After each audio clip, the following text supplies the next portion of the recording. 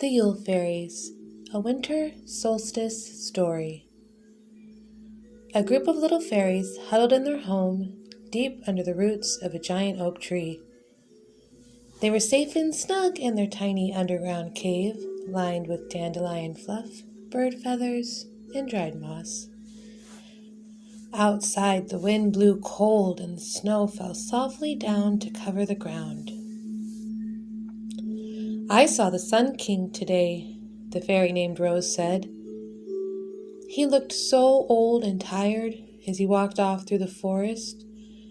What is wrong with him?" "The great oak said he's dying," answered Daffodil. "Dying? Oh, what will we do now?" Little Meadowgrass started to cry. "If the Sun King dies, our little plant friends will not grow. The birds will not come and sing again. Everything will be winter forever." Lilac, Dandelion, and Elder Blossom tried to comfort their friend, but they were all very sad. As they huddled together, there was a knock on the tiny door. "Open up, fairies," called out a loud voice. "Why are you hiding instead of joining us in our solstice celebration?"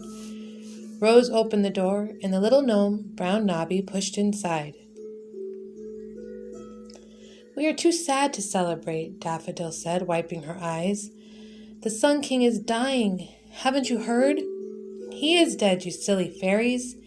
Brown Nobby's round, dark eyes sparkled with laughter. "Now hurry, or we'll be late for the celebration." "How can you be happy and laughing?" Elder Blossom stamped her little foot and frowned at the gnome. "If the Sun King is dead, it will be winter always. We will never see the sun again." "Silly little child fairies." Brown Nobby pulled Dandelion to her feet. "There is a secret to the winter solstice. Don't you want to know what it is?" The fairies looked at him in surprise. "Secret?" they all said. "What secret? We are only new little fairies, you silly gnome. We've never been to a solstice celebration before." "Come and see! Come and see! Get your capes and come with me!" Brown Nobby danced and jigged around the room. "Hurry, hurry! Don't be slow! To the sacred oak grove, through the snow!" He danced out of the door and disappeared. "What did that gnome mean?" Rose asked as she gathered up her cloak. "I don't know, but the lady lives in the sacred grove." Meadowgrass pulled on her hat. "Perhaps if we go to see the goddess, she can explain what Brown Nobby was talking about." The fairies left their snug little home and trudged off through the snow toward the sacred oak grove.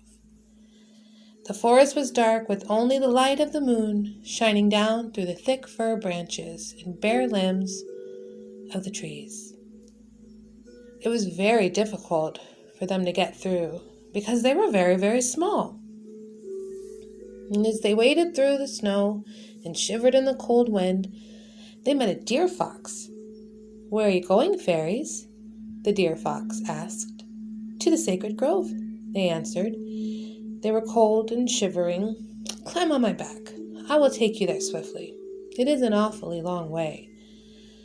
The fox knelt down so the fairies could climb up, and then he raced off. "Listen," Lilac said as they neared the grove of sacred trees.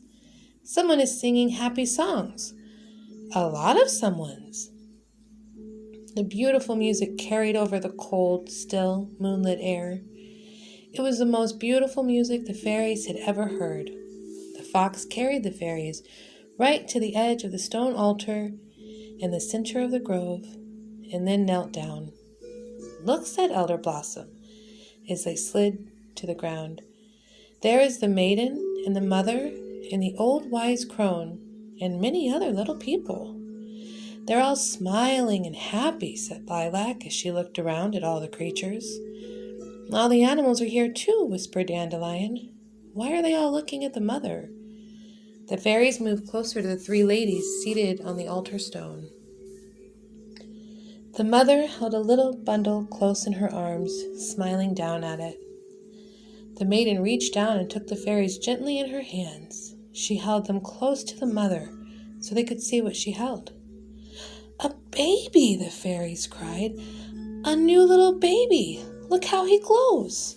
"He is the newborn Sun King," said the maiden, smiling.